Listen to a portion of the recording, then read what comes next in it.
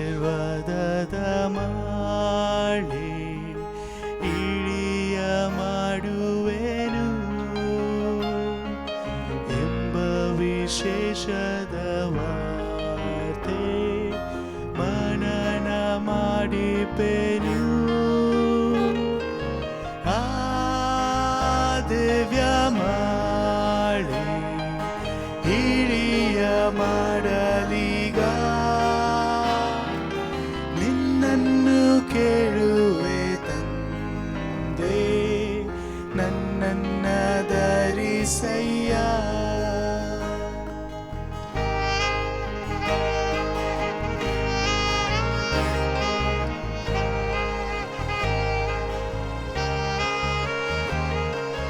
ಮಳೆಯ ದೊಡ್ಡ ಸುಶಬ್ದ ಅಲ್ಲಲ್ಲಿ ಕೇಳಿಸುತ್ತೆ,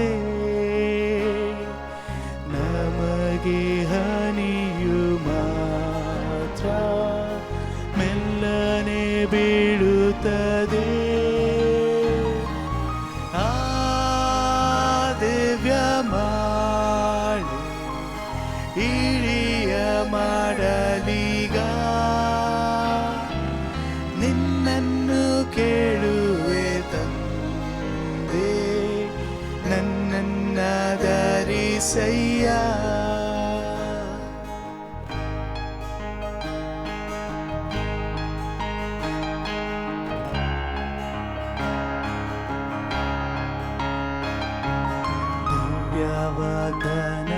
ದಿವ್ಯವಾದನಗಳನ್ನು ಕೃಪೆಯಿಂದ ಪಾಲಿಸಿದಿ,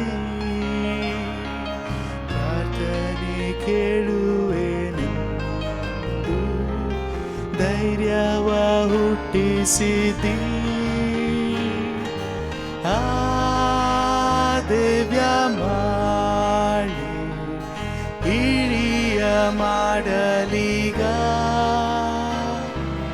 ನಿನ್ನನ್ನು ಕೇಳುವೆ ತಂದೆ, ನನ್ನನ್ನ ಧರಿಸಯ್ಯ. ಆ ದಿವ್ಯ ಮಾಳೆ ಇಳಿಯ ಮಾಡಲೀಗ ನಿನ್ನನ್ನು ಕೇಳುವೆ ತಂದೆ, ನನ್ನನ್ನ ಧರಿಸಯ್ಯ.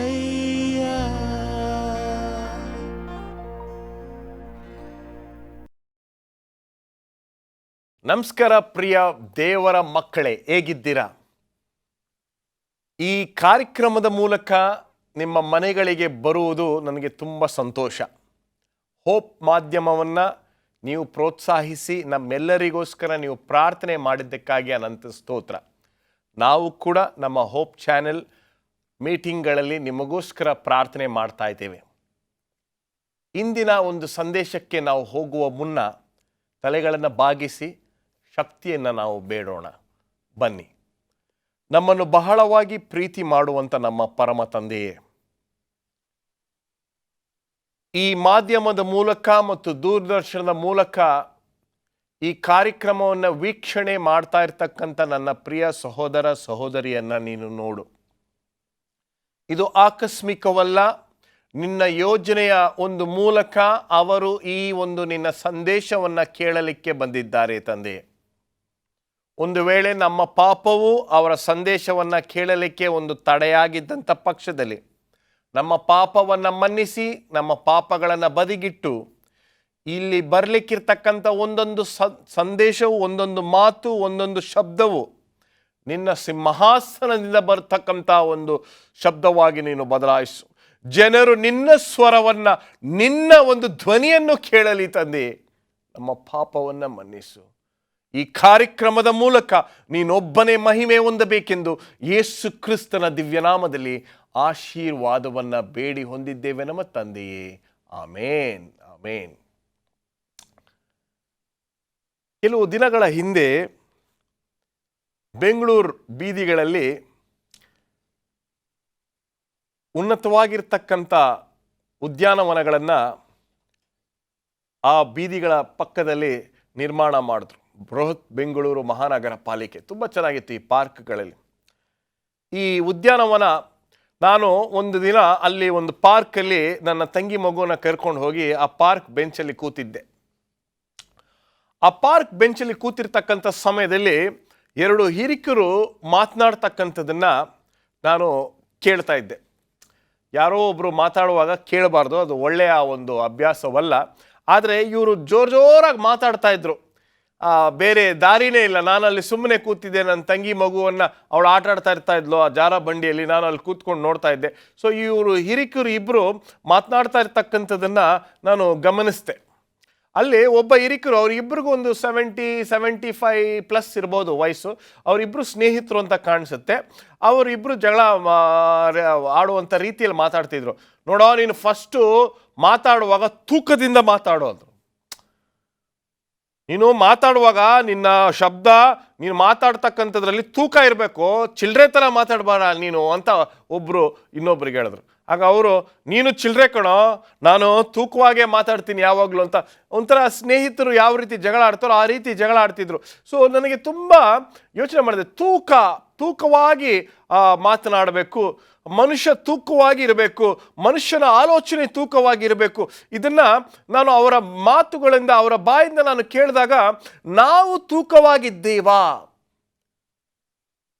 ನಾವು ಮಾತನಾಡುವಾಗ, ನಮ್ಮ ಮನೆಗಳಲ್ಲಿ ನಾವು ಮಾತನಾಡುವಾಗ, ನಮ್ಮ ಕೆಲಸ ಮಾಡ್ತಕ್ಕಂಥ ಸ್ಥಳಗಳಲ್ಲಿ ನಾವು ಮಾತನಾಡುವಾಗ ನಮ್ಮ ಮಾತುಗಳು ಮುತ್ತಾಗಿರಬೇಕು ಅಂತ ಸತ್ಯವೇದ ಹೇಳುತ್ತೆ. ಆದರೆ ನಾವು ತೂಕವಾಗಿ ಇದ್ದೀವಾ, ತೂಕವಾಗಿ ಮಾತಾಡ್ತೀವಾ ಎಂಬತಕ್ಕಂಥ ಅಂಶವನ್ನು ನಾವು ಅರ್ಥ ಮಾಡ್ಕೋಬೇಕಾಗಿದೆ ಪ್ರಿಯರೇ. ಕೆಲವರು ಹೇಳ್ತಾರೆ, ಏನೋ ಗೊತ್ತಿಲ್ಲದೆ ಮಾತಾಡ್ಬಿಟ್ಟೆ, ನಾನು ಏನೋ ಗೊತ್ತಿಲ್ಲದೆ ಹೇಳ್ಬಿಟ್ಟೆ ಅನ್ನೋ ರೀತಿಯಲ್ಲಿ ಮಾತಾಡ್ತಾರೆ.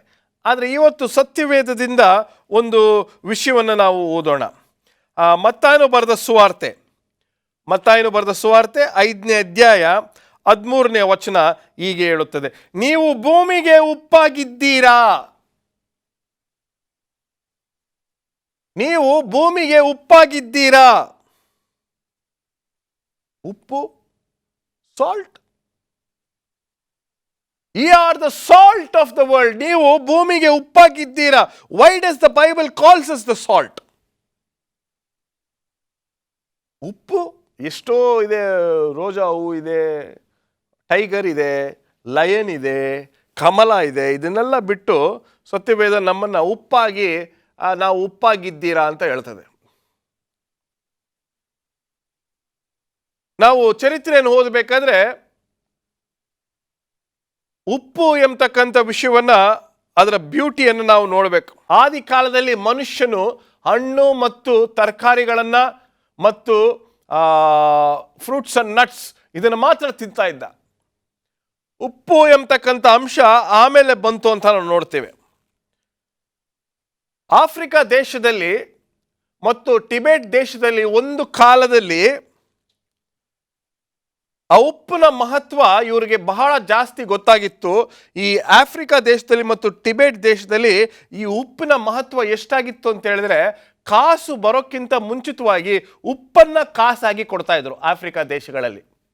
They use to exchange salt instead of money even before money was invented in Africa and Tibet. ಎಷ್ಟೋ ಸಂದರ್ಭಗಳಲ್ಲಿ ಈ ಉಪ್ಪನ್ನು ನಾವು ಎಷ್ಟು ಒಂದು ಸೀರಿಯಸ್ ಆಗಿ ತಗೊಳ್ಳೋಲ್ಲ. ನೀವು ದೊಡ್ಡ ದೊಡ್ಡ ಈ ಕಿರಾಣ ಅಂಗಡಿಗಳಲ್ಲಿ, ಪ್ರಾವಿಷನ್ ಸ್ಟೋರ್ಗಳಲ್ಲಿ ಹೋಗಿ ನೋಡಿದಾಗ ಉಪ್ಪನ್ನು ಮಾತ್ರ ಹೊರಗಡೆ ಇಟ್ಟಿರ್ತಾರೆ. They will not safely keep it inside, they will keep it outside. ಹೊರಗಡೆ ಆ ಒಂದು ಮೂಟೆ ಹಾಕಿ ಅದನ್ನು ಹೊರಗಡೆ ಇಟ್ಟಿರ್ತಾರೆ. ಎಷ್ಟೋ ಅಂಗಡಿಗಳಲ್ಲಿ ನೀವು ನೋಡಿರ್ತೀರ. ಅದು ಭಾರತ ದೇಶದಲ್ಲಿ ನಡೀತದೆ. That's a beauty of India. ಹೊರಗಡೆ ಉಪ್ಪು ಇಡ್ತಾರೆ. ಯಾಕೆ ಅಂತ ಹೇಳಿದ್ರೆ, ಉಪ್ಪು ಕಾಸ್ಟ್ಲಿನೇ, 20 ರೂಪಾಯಿ ಇರ್ಬೋದು, 25 ರೂಪಾಯಿ ಇರ್ಬೋದು 1 kg. ಯಾಕೆ ಹೊರಗಡೆ ಇಡ್ತಾರೆ ಅಂದರೆ, ಕೆಲವರಿಗೆ ಉಪ್ಪು ಬೇಕಾದರೆ ಬಂದು ಎತ್ಕೊಂಡು ಹೋಗ್ಬೋದು, ಏನು ತೊಂದರೆ ಇಲ್ಲ. 1 ಉಪ್ಪು ಪ್ಯಾಕೆಟ್ 2 ಉಪ್ಪು ಪ್ಯಾಕೆಟ್ ಹೋದರೆ ಅಂಗಡಿಯವ್ರು ಯಾರು ಹೇಳೋದಿಲ್ಲ. ಆದರೆ ನಾನು ಏನು ಹೇಳಕ್ಕೆ ಬರ್ತಾ ಇದ್ದೀನಿ ಅಂತ ಹೇಳಿದ್ರೆ, ಉಪ್ಪಿನ ಮಹತ್ವ ಆ ರೀತಿಯಾಗಿದೆ. ಇಲ್ಲಿ ಹೇಳುತ್ತೆ, ರೋಮ ಸಾಮ್ರಾಜ್ಯದ ಸೈನ್ಯದಲ್ಲಿ ಕೆಲಸ ಮಾಡ್ತಿರ್ತಕ್ಕಂಥ ವ್ಯಕ್ತಿಗಳಿಗೆ ಮೊದಲನೇದಾಗಿ ಅವರಿಗೆ ಉಪ್ಪನ್ನು ಸಂಬಳವಾಗಿ ಕೊಡ್ತಾ ಇದ್ರಂತೆ. ಅದಕ್ಕೇನಂತ ಕರಿತಾ ಇದ್ರು ಅಂದರೆ, ಸಲೇರಿಯಂ ಅಂತ ಕರಿತಾ ಇದ್ರು ಆ ಉಪ್ಪನ್ನ. ಸಲೇರಿಯಂ ಆವಾಗ ತಾನೇ ಸ್ಯಾಲರಿ ಎಂಬತಕ್ಕಂಥ ಪದ ಇದರ ಮೂಲಕ ಬಂತು. ಫಸ್ಟು ಉಪ್ಪು ಕೊಟ್ಟರು, ರೋಮಾಪುರದ ಸೈನಿಕರು ಯುದ್ಧಕ್ಕೆ ಹೋದಾಗ ಅವರಿಗೆ ಸಂಬಳ ಕೊಡೋದನ್ನ ಉಪ್ಪು ಮೂಲಕ ಕೊಡ್ತಾ ಇದ್ರು. It was called a salt money ಅಂದರೆ ಸಲೇರಿಯಂ ಅಂತ ಬರ್ತದೆ. ಆ ಉಪ್ಪನ್ನು ಕೊಟ್ಟು ತಗೋ ನಿನ್ನ ಸಂಬಳ ಅಂದ್ಬಿಟ್ಟು ಉಪ್ಪು ಕೊಡ್ತಾ ಇದ್ರಂತೆ. ಆ ಒಂದು ಪದದಿಂದ, ಸಲೇರಿಯಂ ಎಂಬತಕ್ಕಂಥ ಪದದಿಂದ ನಮಗೆ ಸ್ಯಾಲ್ರಿ ಎಂಬತಕ್ಕಂಥ ಪದ ಬಂದಿದೆ ಅಂತ ನಾವು ನೋಡ್ತೀವಿ. ಇಲ್ಲಿ ಉಪ್ಪಿನ ಮಹತ್ವ ಅಷ್ಟು ಆಳವಾಗಿರ್ತಕ್ಕಂಥ ಒಂದು ಅರ್ಥವನ್ನು ಹೇಳುವಂಥದ್ದನ್ನು ನೋಡ್ತೀವಿ. ಮುಂದೆ ನಾವು ನೋಡುವುದಾದರೆ ಉಪ್ಪಿನ ಮಹತ್ವ ಎಷ್ಟು ಒಂದು ಸುಂದರವಾಗಿರ್ತಕ್ಕಂಥ ಮಹತ್ವ ಅಂತ ಹೇಳಿದ್ರೆ, ತಮಿಳಲ್ಲಿ ಅಥವಾ ಕನ್ನಡದಲ್ಲಿ, ತೆಲುಗುನಲ್ಲಿ ಎಲ್ಲರೂ ಉಪಯೋಗಿಸ್ತಾರೆ ಅಂತಾರೆ. பாரு என் உப்பு சாப்பிட்ருக்கேன், எங்கள் வீட்டில் நீ வந்து ಉಪ್ಪು ಸಾப்பிಟ್ருக்கேன், உங்களுக்கு ನಾನು ಅನ್ಯಾಯ பண்ண ಮಾಟೆ ಅಂತ ತಮಿಳ್ನವ್ರು ಹೇಳ್ತಾರೆ. ಕನ್ನಡದವ್ರು ಹೇಳ್ತಾರೆ, ನೀನು ನಮ್ಮ ಮನೇಲಿ ಬಂದು ಉಪ್ಪು ತಿಂದಿದ್ಯಾ, ಅದನ್ನು ಮರಿಬೇಡ ಅಂತ ಹೇಳ್ತಾರೆ. ಆ ರೀತಿಯಾಗಿ ಉಪ್ಪಿಗೆ ಅಷ್ಟು ಮಹತ್ವವನ್ನು ಕೊಡುವುದನ್ನು ನೋಡ್ತೀವಿ. ಮುಂದೆ ಹೋಗ್ತೀವಿ. ಕೆಲವರು ಉಪ್ಪನ್ನು ನಾನಾ ರೀತಿಯಾದ ವಿಧಕ್ಕೆ ಅದನ್ನು ಉಪಯೋಗಿಸ್ತಾರೆ. ದೃಷ್ಟಿ ತೆಗೆಯೋದು ಅಂತ ಅವರವರ ನಂಬಿಕೆಯ ಪ್ರಕಾರ ಆ ಉಪ್ಪನ್ನು ಬೆಂಕಿಗೆ ಹಾಕ್ತಕ್ಕಂಥದ್ದನ್ನು ಕೂಡ ನಾವು ನೋಡ್ತೀವಿ. ಕೆಲವರು ಅದನ್ನು ಲಕ್ಗೋಸ್ಕರ ಮತ್ತು ಇಂಗ್ಲೆಂಡ್ ಮತ್ತು ಆ ಕಡೆ ಆ ಶೋಲ್ಡರ್ ಮೇಲೆ ಹಿಂಗಡೆ ಹಾಕ್ಕೊಳ್ತಾರೆ, ಅದು ಬ್ಯಾಡ್ ಲಕ್ ಗುಡ್ ಲಕ್ಗೋಸ್ಕರ ಅಂತ. ಮುಂದೆ ನಾವು ನೋಡುವುದಾದರೆ ಈ ಉಪ್ಪು ಎಷ್ಟು ಮುಖ್ಯ ಅಂತ ಹೇಳಿದ್ರೆ, it is very good for preservative. ಯಾವುದಾದ್ರೂ ಒಂದು ಮಾಂಸ ಅಥವಾ ಯಾವುದಾದ್ರೂ ತರಕಾರಿಗಳನ್ನು ಬಹಳ ದಿನಗಳು ಇಡಬೇಕು ಅಂತ ಹೇಳಿದ್ರೆ ಆ ಉಪ್ಪನ್ನು ಹಾಕಿ ಇಟ್ಟಾಗ ತುಂಬ ಒಳ್ಳೆಯದು ಅಂತ ನಾವು ನೋಡ್ತೀವಿ. ಇದರಲ್ಲಿ ಒಂದು ತುಂಬ ಮುಖ್ಯವಾಗಿರ್ತಕ್ಕಂಥ ಒಂದು ಅಂಶ, salt is also use to keep the ice from melting. ಈ ಒಂದು ಐಸನ್ನು ಕೂಡ ಅದು ಕರಗದೇ ಇರಲಿ ಅಂತೇಳಿ ಆ ಒಂದು ಉಪ್ಪನ್ನು ಹಾಕ್ತಕ್ಕಂಥದ್ದನ್ನು ನಾವು ನೋಡ್ತೇವೆ. ಈಗ ನಮ್ಮೆಲ್ಲರಿಗೂ ಗೊತ್ತು ಉಪ್ಪು ಯಾವ ರೀತಿ ಬರ್ತದೆ ಅಂತ. ಸಮುದ್ರದಿಂದ ನೀರನ್ನು ತೆಗೆದು ಅದನ್ನು ಒಣಗಾಕಿ ಅದರಲ್ಲಿ ಉಪ್ಪು ಮಾಡ್ತಾರೆ. ಆದರೆ ಆ ಒಂದು ಉಪ್ಪನ್ನು ಜಾಸ್ತಿ ನಾವು ಉಪಯೋಗಿಸಿದಾಗ ಗಾಯ್ಟರ್ ಎಂಬತಕ್ಕಂಥದ್ದು ಬರ್ತದೆ. ಅದಕ್ಕೆ ನಾವು ಅಯೋಡೈಸ್ ಸಾಲ್ಟ್ ಯೂಸ್ ಮಾಡಬೇಕು ಅಂತ ನಾವು ನೋಡ್ತೀವಿ. ಈಗ ಮುಂದೆ ಹೋಗೋಣ. ಈ ಉಪ್ಪಿನ ಮಹತ್ವ ಎಷ್ಟಿದೆ ಅಂತ ಹೇಳಿದ್ರೆ, ಸಮುದ್ರದಿಂದ ಮಾಡ್ತಾರೆ. ಆಮೇಲೆ ಹಿಮಾಲಯದಲ್ಲಿ ಸಾಲ್ಟ್ ಮೌಂಟನ್ಸ್ ಇರ್ತವೆ, ಅಲ್ಲಿಂದ ಕೂಡ ಉಪ್ಪನ್ನು ತೆಗೆದುಕೊಂಡು ಬರ್ತಾರೆ ಅಂತ ನಾವು ನೋಡ್ತೀವಿ. ಈಗ ಮುಂದೆ ಹೋಗೋಣ. ಕೊನೆಯದಾಗಿ ಒಂದೇ ಒಂದು ಅಂಶವನ್ನು ಹೇಳಲಿಕ್ಕೆ ಇಷ್ಟಪಡ್ತೀನಿ. ಉಪ್ಪು ಎಂಬತಕ್ಕಂಥದ್ದು ರುಚಿಗೆ ತಕ್ಕಂತೆ ನೀವು ಹಾಕ್ಕೊಳ್ಳಿ ಅಂತ ಕೆಲವರು ಹೇಳ್ತಾರೆ.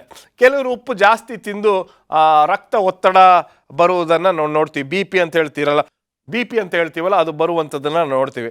ಇದರಲ್ಲಿ ಒಂದು ಮುಖ್ಯವಾಗಿರ್ತಕ್ಕಂಥ ಅಂಶವನ್ನು ನಿಮಗೆ ಹೇಳ್ತೀನಿ. ಇಂಗ್ಲೀಷಲ್ಲಿ ಫಸ್ಟ್ ಓದ್ತೀನಿ, ಆಮೇಲೆ ಕನ್ನಡದಲ್ಲಿ ಹೇಳ್ತೀನಿ. Salt is A poisonous combination of two things. ಉಪ್ಪು ಎರಡು ವಿಷಭರಿತವಾಗಿರ್ತಕ್ಕಂಥ ಅಂಶಗಳನ್ನು ಸೇರಿ ಮಾಡಿರ್ತಕ್ಕಂಥದ್ದು ಉಪ್ಪು. ಅದು ಯಾವುದು ಅಂದರೆ ಸೋಡಿಯಂ ಆ್ಯಂಡ್ ಕ್ಲೋರಿನ್. ಈ ಸೋಡಿಯಂ ಮತ್ತು ಕ್ಲೋರಿನ್ NaCl ಅಂತ ಏನು ಹೇಳ್ತೀವೋ ಅದು ಎರಡು ಸೇರಿದಾಗ ಮಾತ್ರ ಉಪ್ಪು. ಅದಕ್ಕೆ ದೇವರು ಇದನ್ನು ಒಂದು ವೇಳೆ ಏದೇನ್ ತೋಟದಲ್ಲಿ ಕೊಟ್ಟಿದ್ರು ಅದು ಒಳ್ಳೆಯದಾಗಿದ್ದರೆ ದೇವರೇ ಕೊಡ್ತಾ ಇದೆ ಏದೇನ್ ತೋಟದಲ್ಲಿ. ಆದರೆ ಇಲ್ಲಿ ನಾವು ನೋಡ್ತೀವಿ ಇದು ಮನುಷ್ಯ ಉಂಟು ಮಾಡಿದ್ದು. ಉಪ್ಪನ್ನು ಮನುಷ್ಯ ಉಂಟು ಮಾಡ್ದ, ಹೈಡ್ರೋಜನ್ ಬಾಂಬನ್ನು ಮನುಷ್ಯ ಉಂಟು ಮಾಡ್ದ, ಆಟಮಿಕ್ ಬಾಂಬನ್ನು ಕೂಡ ಮನುಷ್ಯನೇ ಉಂಟು ಮಾಡಿದ್ದು. ಸೊ ಈಗ ಬರೋಣ ಮತ್ತಾಯನು ಬರೆದ ಸುವಾರ್ತೆ 5ನೇ ಅಧ್ಯಾಯ 13ನೇ ವಚನಕ್ಕೆ. ದೇವರು ಹೇಳ್ತಾನೆ, ನೀವು ಈ ಭೂಮಿಗೆ ಉಪ್ಪಾಗಿದ್ದೀರಾ. You are the salt of the world. ಇಷ್ಟು ಮಹತ್ವಗಳು ಇರ್ತಕ್ಕಂಥ ಒಂದು ಅಂಶವನ್ನು ನೀವು ತೆಗೆದುಕೊಂಡಾಗ, ನೀವು ಉಪ್ಪಾಗಿದ್ದೀರಾ ಅಂತ ಹೇಳಿದಾಗ ಉಪ್ಪು ಯಾವುದಕ್ಕೆ ಒಂದು ಪ್ರಚಲಿತವಾಗಿರ್ತಕ್ಕಂಥ ಅಂಶ ಎಂಬತಕ್ಕಂಥದ್ದನ್ನು ನಾವು ಅರ್ಥ ಮಾಡ್ಕೋಬೇಕು. ಮೊದಲನೇದಾಗಿ ಉಪ್ಪು ರುಚಿಯನ್ನು ಕೊಡ್ತದೆ. ಆ ರೀತಿಯಾಗಿ ದೇವರು ಯಾಕೆ ನಮ್ಮನ್ನು ಉಪ್ಪಾಗಿ ಇರಬೇಕು ಅಂತ ಹೇಳ್ತಿದ್ರೆ, ನಾವು ಯಾರ್ದಾದ್ರೂ ಜೀವನದಲ್ಲಿ ಅರ್ಥಭರಿತವಾಗಿರ್ತಕ್ಕಂಥ ರುಚಿಯನ್ನು ಕೊಡುವಂಥವರಾಗಿರ್ಬೇಕು. ಈ ಲೋಕದಲ್ಲಿ ಯಾವ ರೀತಿ ಇರ್ತಾರೆ ಅಂತ ಹೇಳಿದ್ರೆ, ಎಲ್ಲರೂ ಲಾಭಕ್ಕೆ ಕೆಲಸ ಮಾಡ್ತಕ್ಕಂಥವ್ರು ಮಾತ್ರ ಇರ್ತಾರೆ, ಲಾಭಕ್ಕೆ ಸ್ನೇಹವನ್ನು ಕೊಡ್ತಕ್ಕಂಥವ್ರು ಇರ್ತಾರೆ, ಲಾಭಕ್ಕೆ ಸ್ವಂತದವ್ರು ಇರ್ತಾರೆ. ಆದರೆ ದೇವರು ನೀವು ಉಪ್ಪಾಗಿದ್ದೀರಾ ಅಂತ ಯಾಕೆ ಹೇಳ್ತಾ ಇದ್ದಾರೆ ಅಂತ ಹೇಳಿದ್ರೆ, ನೀವು ಯಾರ್ದಾದ್ರೂ ಜೀವನದಲ್ಲಿ ಒಂದು ಉತ್ತಮ ದರ್ಜೆಯ ಒಂದು ಲಾಭವನ್ನು ಎದುರು ನೋಡದೇ ಇರತಕ್ಕಂಥ ರೀತಿಯಲ್ಲಿ ಅವರಿಗೆ ರುಚಿಯನ್ನು ತರುವಂಥದ್ದಾಗಿ ಇರಬೇಕಾಗಿ ನಾವು ನೋಡ್ತೇವೆ. ಇಲ್ಲಿ ಕೊಲೊಸ್ಸೆದವರಿಗೆ 4ನೇ ಅಧ್ಯಾಯ 6ನೇ ವಚನವನ್ನು ನಾವು ನೋಡ್ತೀವಿ. ಇಲ್ಲಿ ಉಪ್ಪನ್ನ ಸೇರಿಸಿ ನೀವು ಮಾತಾಡಿ ಅನ್ನೋ ರೀತಿಯಲ್ಲಿ ಬರೆದಿದೆ. ಹಂಗಂದ್ರೆ ನೀವು ಮಾತಾಡುವಾಗ ಎಷ್ಟು ಮಾತಾಡಬೇಕು, ಏನು ಮಾತಾಡಬೇಕು ಎಂಬತಕ್ಕಂಥದ್ದನ್ನು ಮೊದಲನೇದಾಗಿ ನಾನು ನಿಮ್ಗೆ ಹೇಳಿದ್ದು ತೂಕವಾಗಿರಬೇಕು. ಎರಡನೇದಾಗಿ ನೀವು ಮಾತನಾಡುವಾಗ ಅದಕ್ಕೆ ಒಂದು ರೀತಿಯಾದ ಯೋಚನೆ ಮಾಡಿ ನೀವು ಮಾತಾಡಬೇಕಾಗಿದೆ ಅಂತ ನಾವು ನೋಡ್ತೀವಿ. ಈ ವಚನ, ಈ ಮತ್ತಾಯನು ಬರೆದ ಸುವಾರ್ತೆ 5ನೇ ಅಧ್ಯಾಯ 13 ಮತ್ತು 14 ವಚನವನ್ನು ನೀವು ಓದೋದಾದ್ರೆ, ನೀವು ಉಪ್ಪಾಗಿದ್ದೀರಾ ಮತ್ತು ಬೆಳಕಾಗಿದ್ದೀರಾ ಎಂಬತಕ್ಕಂಥ ಎರಡು ವಿಷಯಗಳನ್ನು ನಾವು ನೋಡ್ತೇವೆ. Salt and light is combined in this particular chapter and words. ನೀವು ಉಪ್ಪಾಗಿದ್ದೀರಾ, ಲೋಕಕ್ಕೆ ಉಪ್ಪಾಗಿದ್ದೀರಾ. ಈಗ ಉಪ್ಪು ಒಂದು ಕಡೆ, ಉಪ್ಪು ಒಂದು ಬಾಟ್ಲಲ್ಲಿ ಉಪ್ಪು ಹಾಕಿ ಆ ಕಡೆ ಇಟ್ಬಿಟ್ರೆ ಅದರದ್ದು ಪ್ರಯೋಜನ ಗೊತ್ತಾಗೋದಿಲ್ಲ. It's not useful if there is a salt in a jar there somewhere.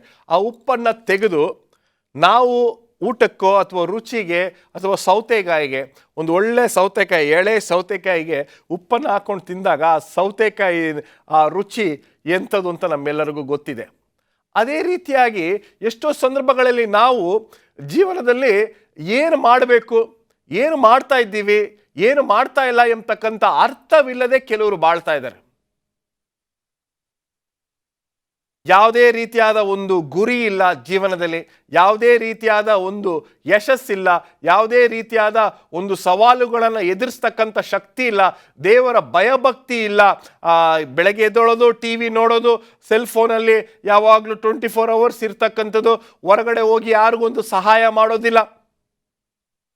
ದೇವರು ಹೇಳ್ತಾನೆ, ನೀವು ಈ ಲೋಕಕ್ಕೆ ಉಪ್ಪಾಗಿದ್ದೀರಾ. You are the salt of the world. ಈ ಕೊರೋನಾ ಸಮಯದಲ್ಲಿ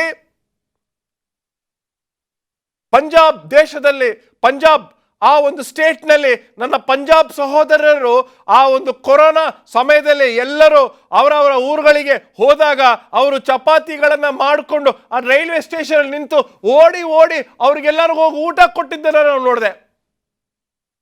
ನಮ್ಮ ಬೆಂಗಳೂರಿನಲ್ಲಿ ಎಷ್ಟೋ ತಾಯಂದಿರು ಪಾರ್ಸಲ್ ಮಾಡಿ ಊಟವನ್ನು, ಕೊರೋನಾ ಆಗಿರ್ತಕ್ಕಂಥವ್ರು, ಐಸೋಲೇಟ್ ಆಗಿರ್ತಕ್ಕಂಥವ್ರು, ಕ್ವಾರಂಟೈನ್ ಆಗಿರ್ತಕ್ಕಂಥವ್ರಿಗೆ ಹೋಗಿ ಪಾರ್ಸಲಲ್ಲಿ ಊಟ ಕೊಟ್ಬಿಟ್ಟು ಬಂದರು. ದೇವರು ಹೇಳ್ತಾ ಇದ್ದಾರೆ, B the salt of the world, B the light of the world. ಬೇರೆಯವ್ರಿಗೆ ಬೆಳಕಾಗಿರಿ, ನೀವು ಬೇರೆಯವ್ರಿಗೆ ರುಚಿ ತನ್ನಿ. ನಿಮ್ಮ ಜೀವನವು ಅರ್ಥಭರಿತವಾಗಿರ್ತಕ್ಕಂಥ ಜೀವನ ಆಗಿದ್ರೆ ಅದರಲ್ಲಿ ರುಚಿ ಇರಬೇಕು. ನೀವು ಯಾರ್ದಾದ್ರೂ ಜೀವನದಲ್ಲಿ ಹೋಗಿ ಸೇರಿದಾಗ ಅದರಲ್ಲಿ ರುಚಿ ಇರಬೇಕು. You are the light of the world. ನೀವು ಬೇರೆಯವರಿಗೆ ಬೆಳಕಾಗಿರ್ಬೇಕು.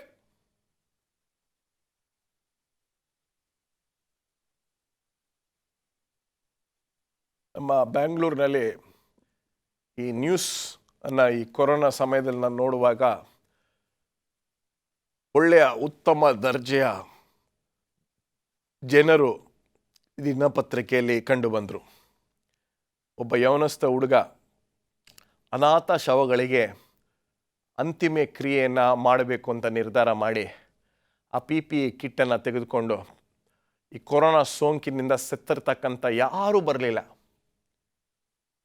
ಸ್ವಂತದವರು ಬರಲಿಲ್ಲ, ಮನೆಯ ಸದಸ್ಯರು ಬರಲಿಲ್ಲ. ಆದರೆ ಈತನು ತನ್ನ ಜೀವನಕ್ಕೂ ಅವನು ಭಯಪಡದೆ ಮರ್ಯಾದೆಯಾಗಿ ಅವರವರ ಧರ್ಮದ ಪ್ರಕಾರ ಉತ್ತರ ಕ್ರಿಯೆಯನ್ನು, ಆ ಅಂತಿಮ ಸಂಸ್ಕಾರವನ್ನು ಮಾಡಿದಂಥ ಯೌವನಸ್ಥ ಹುಡುಗ ನಾವು ದಿನಪತ್ರಿಕೆಯಲ್ಲಿ ಓದಿದೆ. ಒಂದು ತಾಯಿ, ಅಷ್ಟೇನು ಶ್ರೀಮಂತರಲ್ಲ, ಆಲ್ಮೋಸ್ಟ್ 60-70 ಪ್ಯಾಕೆಟ್ ಊಟ ಎಲ್ಲರಿಗೂ ಕಳಿಸ್ತಾ ಇದ್ರು ಕೊರೋನಾ ಸಮಯದಲ್ಲಿ. ನನ್ನ ಪ್ರಿಯ ಸಹೋದರ ಸಹೋದರಿಯರೇ, ಸತ್ಯವೇದವು ನಾವು ರುಚಿಯನ್ನು ತರುವಂಥ ಜನರಾಗಿ ಇರಬೇಕು ಎಂದು ನಮಗೆ ಹೇಳಲ್ಪಟ್ಟಿದೆ. ನಾವು ನಮ್ಮ ಕುಟುಂಬಕ್ಕೆ ರುಚಿಯಾಗಿರ್ತಕ್ಕಂಥ ವ್ಯಕ್ತಿಗಳಾಗಿದ್ದೀವಾ? Are we giving taste to our own family? ನಮ್ಮ ಸಭೆಗೆ, ನಾವು ಇರುವಂಥ ಸಭೆಗೆ ನಾವು ರುಚಿಯನ್ನು ತಂದಿದ್ದೀವಾ? ನಾವು ಇರ್ತಕ್ಕಂಥ ಆಫೀಸಲ್ಲಿ ರುಚಿಯನ್ನು ತಂದಿದ್ದೀವಾ? Are we bringing taste in to the lives of our people? Mother Teresa ಆ ಕೋಲ್ಕತ್ತಾ ನಗರದಲ್ಲಿ, ಕೋಲ್ಕತ್ತಾಗೆ ಇನ್ನೊಂದು ಹೆಸರಿತ್ತು, ಈಗಲೂ ಇದೆ. ಸಿಟಿ ಆಫ್ ಜಾಯ್ ಅಂತ ಹೇಳ್ತಾರೆ. ತುಂಬ ಜನರು, ಎಲ್ಲ ರೀತಿಯಾದ ಜನರಿದ್ದಾರೆ ಕೋಲ್ಕತ್ತಾನಲ್ಲಿ. ಆದರೆ ಮದರ್ ತೆರೇಸಾ ಅವರು ಚೆಕೋಸ್ಲೋವಾಕ್ಯ ಆ ದೇಶದಿಂದ ಭಾರತ ದೇಶಕ್ಕೆ ಬಂದಾಗ ಆ ಬೀದಿಗಳಲ್ಲಿ ಸಾಕಷ್ಟು ಬಡವರು ಇರ್ತಾಯಿದ್ರು. ಬಡವರು ಬಂದು ಆ ರಸ್ತೆಯಲ್ಲೇ ಸ್ನಾನ ಮಾಡೋದು, ರಸ್ತೆಯಲ್ಲೇ ಸಣ್ಣ ಸಣ್ಣ ಗುಡಿಸಲುಗಳನ್ನ ಕಟ್ಕೊಂಡು ಅಲ್ಲಿ ಇರ್ತಕ್ಕಂಥದ್ದನ್ನು ನೋಡ್ತೀವಿ. ಒಂದು ದಿನ ಮದರ್ ತೆರೇಸಾ ಅವರು ತಮ್ಮ ಕಾನ್ವೆಂಟ್ ಗೋಡೆ ಮೇಲೆ ನಿಂತ್ಕೊಂಡು ಕೆಳಗಡೆ ನೋಡ್ತಾ ಇರಬೇಕಾದ್ರೆ ತಾನು ಮಾಡಿದಂಥ ಅಥವಾ ಅಲ್ಲಿ ಇದ್ದಂಥ ಒಂದು ಅಶುದ್ಧವನ್ನು ಎತ್ತಿ ತಿಂತಾ ಇರ್ತಕ್ಕಂಥದ್ದನ್ನು ನೋಡ್ತಾಳೆ. He was so hungry that he was eating the human waste. ಆ ಅಶುದ್ಧವನ್ನು ಆತನು ತೆಗೆದು, ಹೊಟ್ಟೆ ಹಸಿ ತಡೆಯಲಾರದೆ ಅದನ್ನು ತೆಗೆದು ತಿನ್ನುವುದನ್ನು ನೋಡ್ತಾಳೆ ಮದರ್ ತೆರೇಸಾ ಅವರು. ಆ ಕಾನ್ವೆಂಟ್ನಲ್ಲಿ ಕೆಲಸವನ್ನು ಬಿಟ್ಟು ನಾನು ಮಿಷನ್ ಆಫ್ ಚಾರಿಟಿ ಎಂಬತಕ್ಕಂಥ ಅಥವಾ ಆ ಚಾರಿಟಿಗೋಸ್ಕರ ನಾನು ಸೇವೆ ಮಾಡ್ತೀನಿ ಅಂತೇಳಿ ಆ ಒಂದು ಸಂಸ್ಥೆಯಿಂದ ಹೊರಬಂದು ತುಂಬ ಸವಾಲುಗಳನ್ನು ಎದುರಿಸಿ ಆ ಕೋಲ್ಕತ್ತಾ ದೇಶಕ್ಕೆ ಅಥವಾ ಕೋಲ್ಕತ್ತಾ ನಗರಕ್ಕೆ ಸಾಕಷ್ಟು ಸೇವೆಯನ್ನು ಸಲ್ಲಿಸಿದಂಥ ಮಹಾನ್ ಮಹಿಳೆ ಮದರ್ ತೆರೇಸಾ. ಮದುವೆ ಕೂಡ ಮಾಡಿಕೊಳ್ಳಿಲ್ಲ. ಸಂಸಾರ ಜೀವನದಲ್ಲಿ ಯಾವುದೇ ಆಸೆ ಆಸಕ್ತಿಯನ್ನು ತೋರಿಸಲಿಲ್ಲ. ಅವರು ಲೋಕಕ್ಕೆ ಉಪ್ಪಾಗಿ ಇರಬೇಕು ಎಂದು ನಿರ್ಧಾರ ಮಾಡಿದ್ರು. ನನಗೆ ಚೆನ್ನಾಗಿ ಜ್ಞಾಪಕ ಇದೆ, ದೇವಿ ಶೆಟ್ಟಿ ಅವರು ಅವರ ಇಂಟರ್ವ್ಯೂನಲ್ಲಿ ಹೇಳಿದ್ರು, Mother Teresa influenced me, that is why today I am in India, I have started Narayan Hrudayalaya because of the influence of Mother Teresa ಅಂತ ಹೇಳಿ. ದೇವರು ನಮ್ಮನಿಗೆ ಕೇಳ್ತಾ ಇದ್ದಾನೆ, ನೀವು ರುಚಿಯಾಗಿದ್ದೀರಾ? Are you the salt of the world? ನಿಮ್ಮಲ್ಲಿ ಆ ರುಚಿ ಇದೆಯಾ? ವಚನವನ್ನು ಚೆನ್ನಾಗಿ ಓದ್ಕೊಂಡು ಹೋದ್ರೆ, ಒಂದು ವೇಳೆ ಆ ಒಂದು ಉಪ್ಪಿನಲ್ಲಿ ರುಚಿ ಇಲ್ಲದಿದ್ದ ಪಕ್ಷದಲ್ಲಿ ಅದನ್ನು ರಸ್ತೆಗೆ ಬಿಸಾಡಿ ಜನರು ಅದರ ಮೇಲೆ ನಡೀತಾರೆ, ಜನರು ಅದರ ಮೇಲೆ ತುಳಿತಾರೆ. If you are not tasty, ನೀವು ರುಚಿ ಇಲ್ಲದ ಉಪ್ಪಾಗಿದ್ದೀರಾ, ಒಂದು ವೇಳೆ ನೀವು ರುಚಿ ಇಲ್ಲದ ಮನುಷ್ಯರಾಗಿದ್ದೀರಾ, ನೀವು ಜನರಿಗೆ ಯಾವುದೇ ರೀತಿಯಾದ ಅರ್ಥಭರಿತವಾಗಿರ್ತಕ್ಕಂಥ ಪಾತ್ರವನ್ನು ವಹಿಸ್ತಾ ಇಲ್ವಾ, ನೀವು ಅತಿ ಶೀಘ್ರನೇ ಉಪಯೋಗ ಇಲ್ಲದೆ ಇರತಕ್ಕಂಥ ವ್ಯಕ್ತಿಯಾಗಿದ್ದೀರಾ.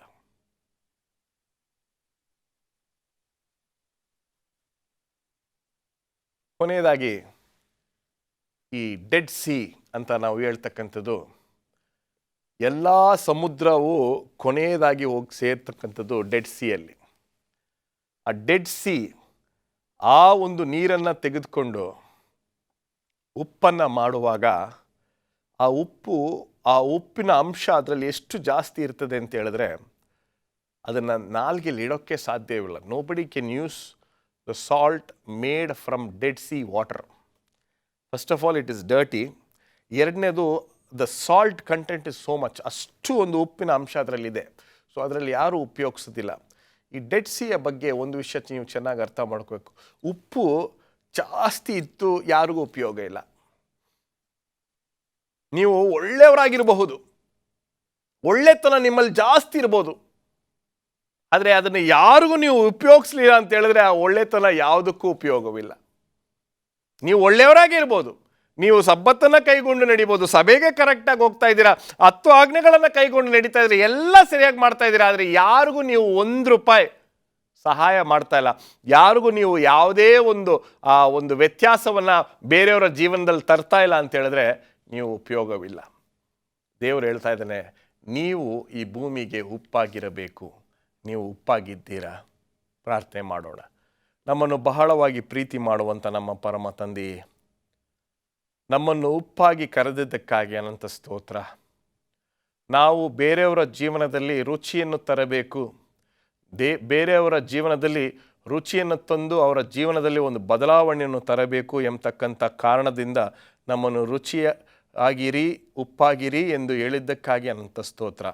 ಈ ವಿಷಯವನ್ನು ನಮಗೆ ತಿಳಿಯಪಡಿಸಿದ್ದಕ್ಕಾಗಿ ಅನಂತ ಸ್ತೋತ್ರ ತಂದೆ. ಇಂದಿನದಿಂದ ಈ ಒಂದು ಕ್ಷಣದಿಂದ ನಾವು ಪರರ ಜೀವನದಲ್ಲಿ ಒಂದು ವ್ಯತ್ಯಾಸವನ್ನು, ಒಂದು ರುಚಿಯನ್ನು ತರಲು ಪ್ರಯತ್ನ ಮಾಡಬೇಕು ಎಂದು ನಿರ್ಧಾರವನ್ನು ಮಾಡಲು ನಮ್ಮನ್ನು ಆಶೀರ್ವದಿಸು. ನೀನೇ ಮುಂದೆ ನಿಂತು ನಮ್ಮ ಜೀವನದ ಆಲೋಚನೆಗಳನ್ನು ಬದಲಾಯಿಸಬೇಕೆಂದು ಯೇಸು ಕ್ರಿಸ್ತನ ದಿವ್ಯನಾಮದಲ್ಲಿ ಆಶೀರ್ವಾದವನ್ನು ಬೇಡಿ ಹೊಂದಿದ್ದೇವೆ ನಮ್ಮ ತಂದೆಯೇ, ಆಮೇನ್. ದೇವರು ನಿಮ್ಮನ್ನು ಮತ್ತು ನಿಮ್ಮ ಜೀವನದ ಶೈಲಿಯನ್ನು ಆಶೀರ್ವದಿಸಲಿ. ಆಮೇನ್.